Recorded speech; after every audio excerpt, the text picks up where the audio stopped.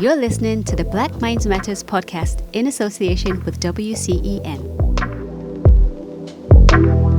Hey, what's up, everybody? I hope you're all blessed. My name is Peaks, and you are listening to the Black Minds Matters podcast. I'm joined with Mr. X. What's good, everybody? Okay, so if you're listening for the first time, welcome. You are listening to the Black Minds Matters podcast. The reason for this show is because we want to raise the spirits and have a diversity of young voices here on this platform, currently not being heard. This is to share the needs and experiences of what's happening right now, because obviously everybody's on lockdown in the UK, so we're all going through it. But, you know, to keep us all uplifted, we want to hear from various people. So we're going to be speaking to students, we're going to be speaking to people in the creative arts. If you're unemployed, or if you're in work at the moment, if you're a young parent, you're into music, entrepreneurial, whatever it is, this is your platform to come and share your experiences, and hopefully someone else will be touched by that. So on today's podcast, we have Abdirahman Xirsi. He's from Battersea. He's a project manager at Elays Network. Abdirahman, are you there? Yes, I am here. Yes, so basically, how are you today? I am very well, thank you very much. Yourself? Yes, I'm really good, thanks. So it's not raining at the moment, which is good. And how you doing, sir? This is Mr. X. I'm also going to be in an interview as well. How you doing? I'm pretty good, sir. Thanks so much. How are you? Okay? I'm good. Looking forward to having this discussion with you today. Likewise. Thank you very much for having me. Excellent, no problem. Thank you for coming on and sharing your time with us.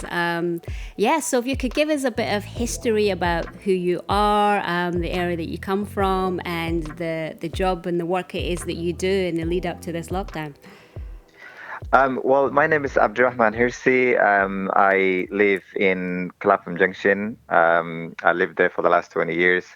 I work currently at Elays Network, a community organization based in Wandsworth, and I'm currently a project manager, delivering advice and advocacy for members of the community, especially those English is not their first language, helping them through, social welfare and, whatever issue they have that they usually are unable to reach out to mainstream support due to barriers. So that's what I do, and that's where I'm from. Excellent. So, I mean, what got you into doing this this line of work, being a project manager at Elays Network? So if you can give us a bit more insight. I think you said you work with the younger people as well. Yeah, I joined Elays Network about now 5 years ago as a volunteer. I volunteered for a couple of weeks to spend 2 weeks to help out with what Elays Network was doing. And I became passionate about the work the founder of Elays Network and the director, Muhammad Ali, had been doing with the community since 2003, by creating a platform for the young people where they can get advice and guidance, and also support. Some of them are from, BME communities, especially those from Somali background, who usually lack support and role models. So he was a role model for a group of young people that he was supporting at that time. And I became passionate about a particular program Elays Network was involved then, which was a Elays mentoring project. And this project was designed to reach out to those young people who are having issues at the schools or on the verge of school exclusion. So what Mohammed and his team were doing, and the volunteers, was that they would reach out to schools and say, if you have a young person who would need help with mentoring, or if they are not making the most out of their school time, please reach out to us so we can share some advice and some ideas. So I joined that program, and back in 2016, I volunteered with Elays Mentoring Project, delivering support program at 3 different schools in Wandsworth, reaching out to young people who were on the verge of exclusion due to behavior issue or due to lack of attendance. And some of these young people usually have an underlying issue that caused, the behavior that they had at school. And what Elays Network was doing was to look at their problem holistically, not just only the issue that they have with their teachers and the school. So they learn about that young person's life. How is he at school? What happens at home? Does he live with his both parents? What is causing this young person to behave the way he is? And oftentimes you find out there's some frustration outside of school that's causing this young person to, become a troublemaker, how they, call it at school. And once they address those issues, we see change with those young people. So I became passionate about actually supporting someone who has an issue, not just dealing with the issue, but holistically finding out what has caused the issue, what is the solution, what are the areas that this person is good at it, and then taking from there, I've joined the Elays Network as a full-time volunteer and continuously now doing, and now I am paid staff. And then we started a parenting support, and that's how I ended up being at Elays Network. Long story, but that's the short version. Yeah, that's really good. I mean, I love what you said about the holistic aspect of everything. So that's a really great approach. Yeah. You spoke about working with young people and stuff. Me myself, I've worked with Elays Network on a number of projects in the past, mainly the films that they've Yeah. done. Working, and I mostly work with a lot of the young men in the Elays Network. What I remember basically them guys talking about the young guys, that is the young men, were some of the challenges they faced as young Somalians in the UK and stuff. And back then there was a big thing on gangs and stuff like that, which Elays very much so was on the forefront in helping young people. Has you yourself worked with the young men regarding that? And if so, what were the challenges that you found out working with young Somalis in the UK?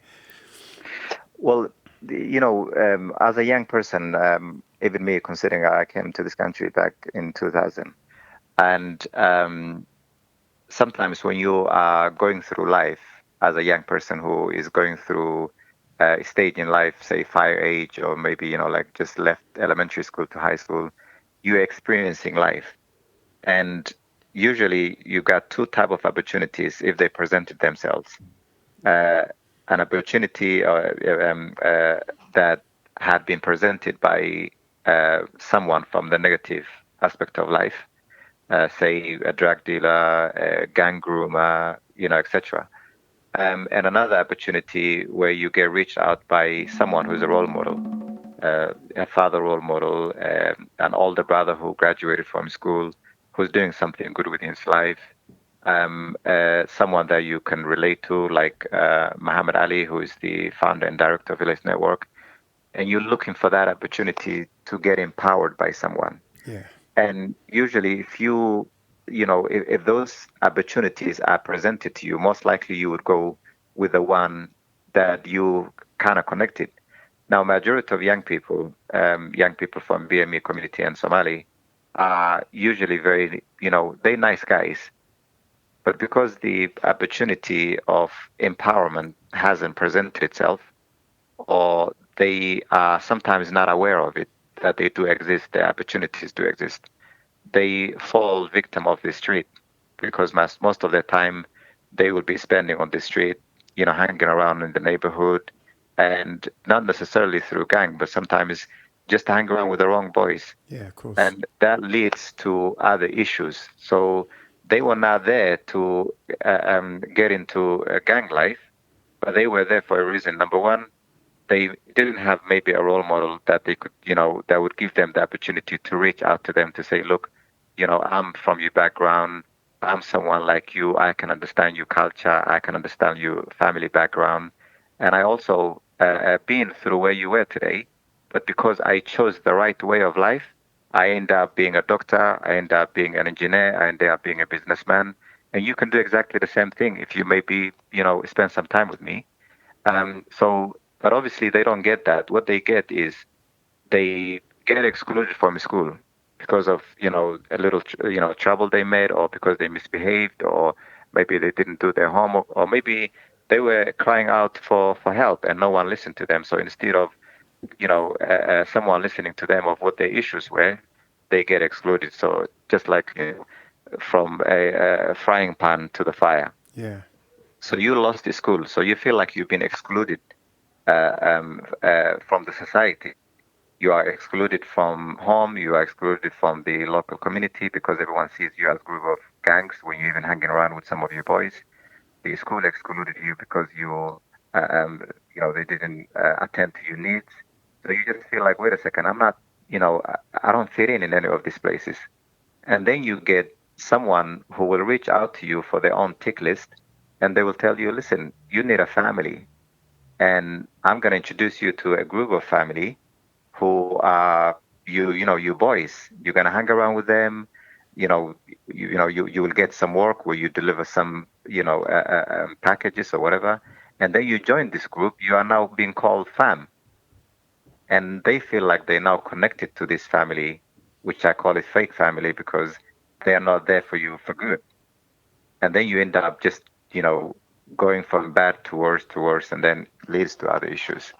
So some of these young people, when they are on the verge of exclusion, and the schools see that this, we've tried everything, and now we have no option but to exclude them. Elays Network and our mentoring program will get involved and say, can you give us a chance? Maybe we'll spend some time with them. So we spend that some time with them. We give them opportunities, as you mentioned, some skills like filming. Our last group that we work with had spent the whole summer filming. They learn how to write a script.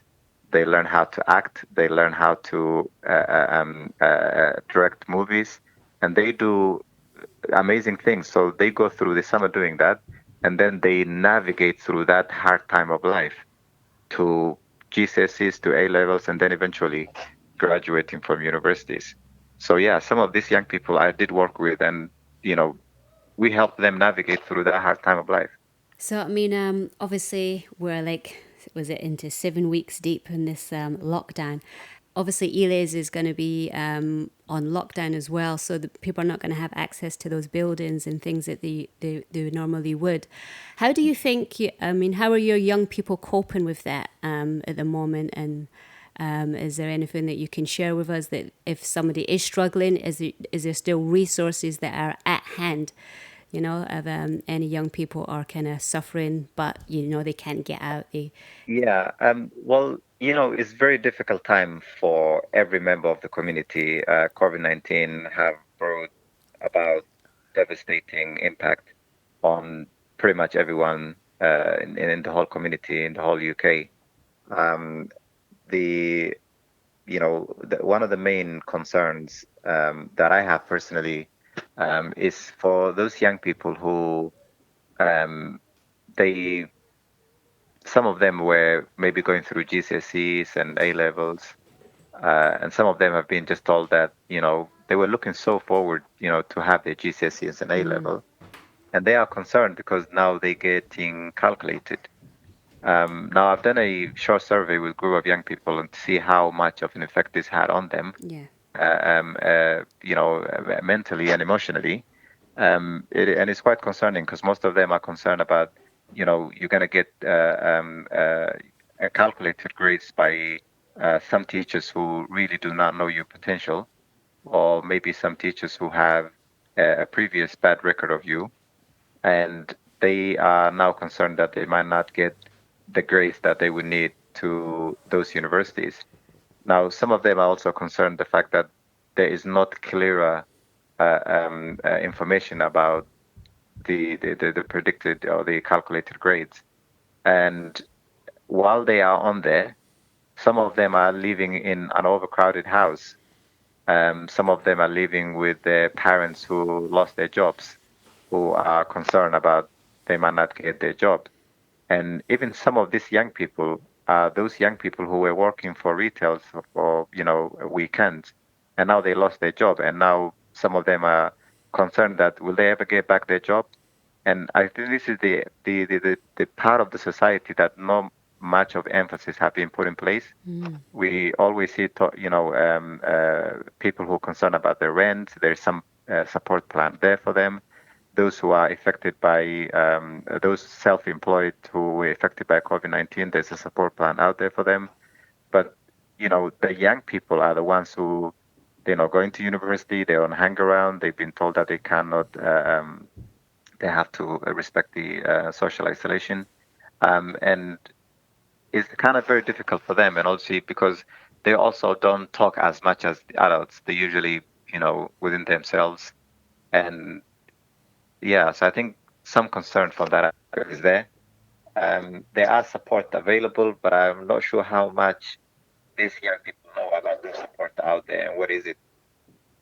So I think there should be some more emphasis on putting out information out there that is relevant to the young people. Because everything is just messed around. Like COVID-19 is like the whole information is everywhere. But I think some sort of like tailored support program and opportunities specifically available for the young people that they could tap into would be nice and would be helpful. Yeah. The most one of the most important events in your calendar has come up now as well. So if you can give us a little bit of information on Ramadan and kind of what's happening with that, because social gatherings is one of the biggest things as well. So if you can tell us about what's happening with your Ramadan and also what kind of things that people can do in a positive light as well. Yeah, well, Ramadan is a time of spiritual reflection. It's a time of self-improvement and devotion to worship, where you spend your time or the ideal time to spend quality time with family and friends through breaking fast together, having suhoor, which is a late meal before the dawn, praying Taraweeh, which is usually a special prayer that is Muslim people pray during Ramadan. And most importantly is, that time where you refresh your connection with your neighbors, your local community through, iftar. Especially, it's very, sad for us because we have a big iftar event, which is part of the great get together. We every year we host one or two big iftar event where we invite the local community, the young people, and share with them, a bit, a story of our religion. What do we do? Why do we do what we do?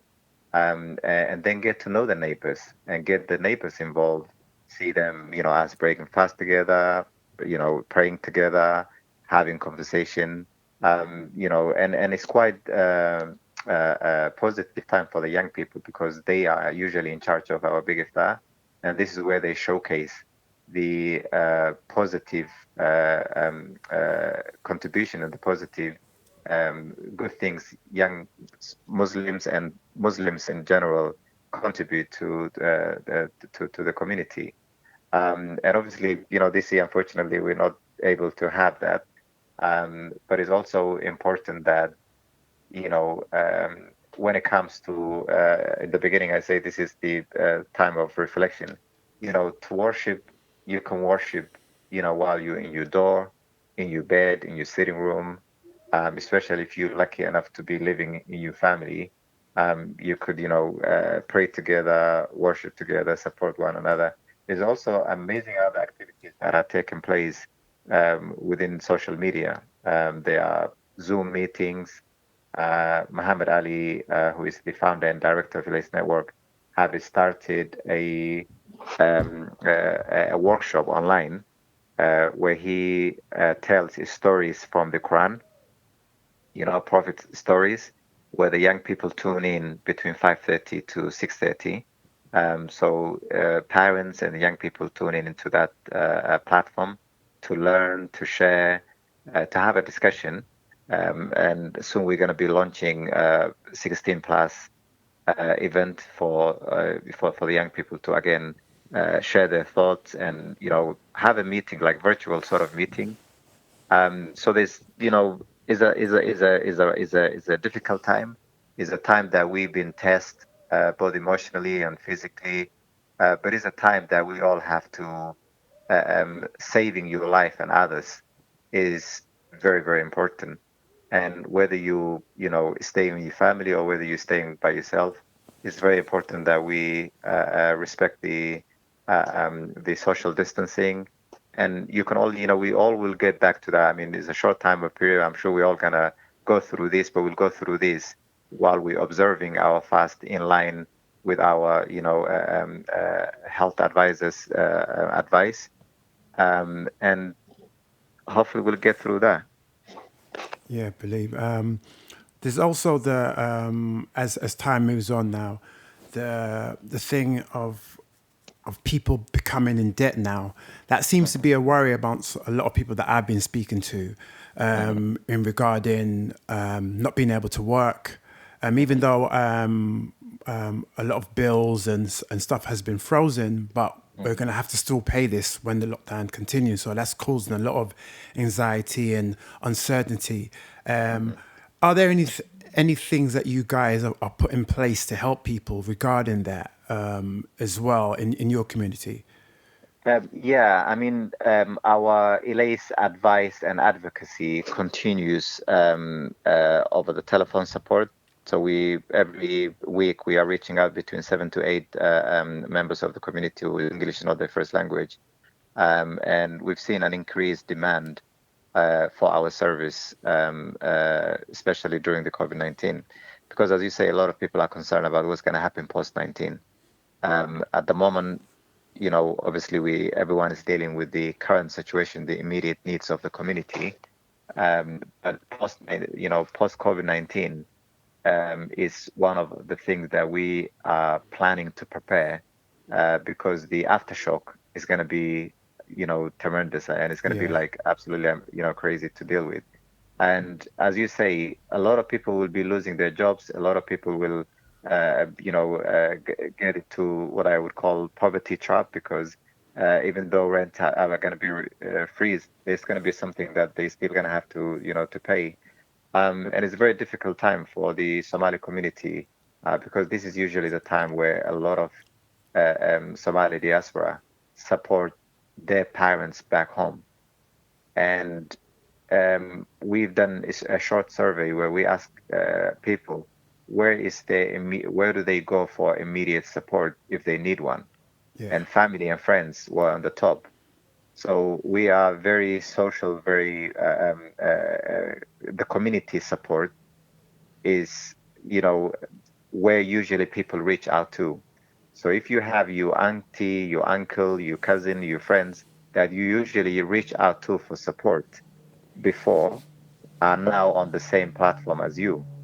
see, yeah, So it's going to be very difficult, because all the, the immediate support that you used to get from your family is going to be, very limited. So those people will be now then reaching out to, to the mainstream help, especially, Elays being the first stop. So it is, difficult time, but all we can do at the moment is prepare ourselves, empower ourselves. What supports are out there for those who lost their job? What supports are out there for those who have worries and, anxieties and depression, caused by COVID-19, and put some sort of a support plan. At the moment, we're working on putting a post COVID-19 support plan, where we want to have, we already have on our website a especially designed section for people to reach out to us if they are experiencing any difficulty through COVID-19. We also sharing information on our YouTube channel. We put up videos in Somali where we talk about importance of social distancing, a video on the COVID-19 scams that are going around, that a lot of people lost millions of pounds, as as suggested by fraud action. We're also sharing information where people can get help, especially if you lost your job, where to contact, who to contact. And I think having that support system ready, so we are trying and, empowering ourselves to get ready for that moment when it comes. absolutely. And for yourself, obviously, you're dealing with all the community. You're obviously must be taking on a lot more workload and things like that as well. And you're dealing with people's anxieties and mental health issues and things. So, in terms of being one of those leaders yourself, how are you kind of coping? How is your kind of mental health, and how are you keeping abreast of everything? What is it that you're doing to kind of keep yourself upbeat? I'm very lucky to be working with a group of amazing colleagues who are very supportive, who are aware of the difficulties that we're all facing. And we're having a constant conversation through our staff WhatsApp group, our Zoom meetings. We have a weekly, twice meeting where we discuss about new things that happen and exchange ideas. And to have that support around me, and in fact around all our staff and volunteers, is what gets us through. And also having the support of those service users that call us to say thank you so much. Last night I slept well because of the support that you gave me. That is a push for me to continue and do more. So it is difficult times. I come across with a very difficult stories to digest, but I make sure that I give myself my own time as well, because I can only look after someone else if I'm aware of my needs first.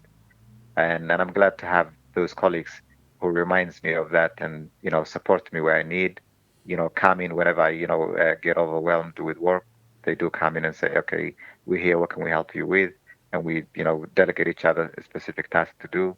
So I'm glad to have that support. So because of that support, um, we're going through and getting stronger. Yes, and That's good. Okay, final question. At the end of all this, hopefully, which will be hopefully sooner than later, what would you like to see change?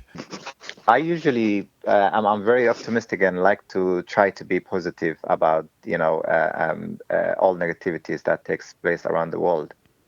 Always I try to find what positive can come out of that negative, because as Muslims we believe everything that comes in our way is a test from Allah, is a test to see how much you believe in certain things that happen are controlled by our Lord.